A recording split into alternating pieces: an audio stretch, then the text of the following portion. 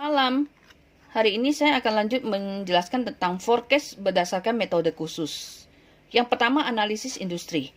Dalam analisis ini lebih ditekankan pada market share yang dimiliki perusahaan.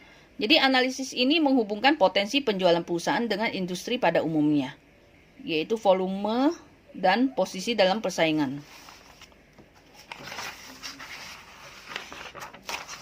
Nah, tahapan dalam pemakaian analisis industri adalah yang pertama, kita membuat proyeksi permintaan industri. Yang kedua, kita menilai posisi perusahaan dalam persaingan. Di mana rumus market share itu bisa dicari dengan membagi antara permintaan perusahaan dengan permintaan industri dikalikan 100%. Yang kedua adalah analisis product line, yaitu umumnya analisis product line digunakan pada perusahaan yang menghasilkan beberapa macam produk dan tidak mempunyai kesamaan, sehingga dalam membuat forecast-nya harus terpisah.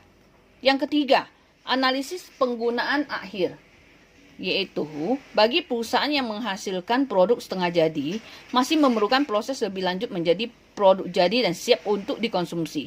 Maka dalam pembuatan forecast-nya ditentukan oleh penggunaan akhir yang ada kaitannya dengan produk yang dihasilkan. Ya, untuk market share nanti ada contoh soal tersendiri ya. Lalu, faktor-faktor yang mempengaruhi anggaran penjualan. Yang pertama, faktor intern, yaitu faktor-faktor yang berasal dari dalam perusahaan. Termasuk dalam faktor ini adalah penjualan tahun-tahun yang lalu, itu bisa mempengaruhi ya.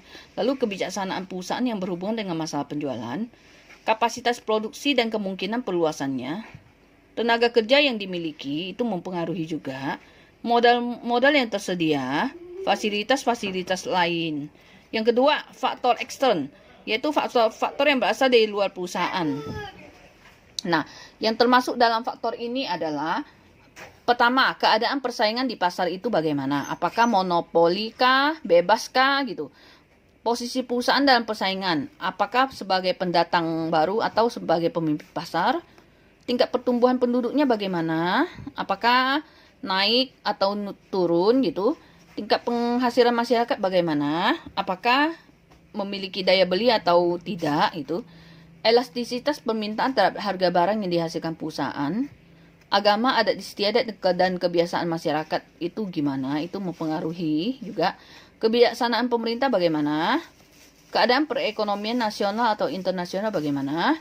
Kemajuan teknologi, barang substitusi atau barang pengganti, dan selera konsumen.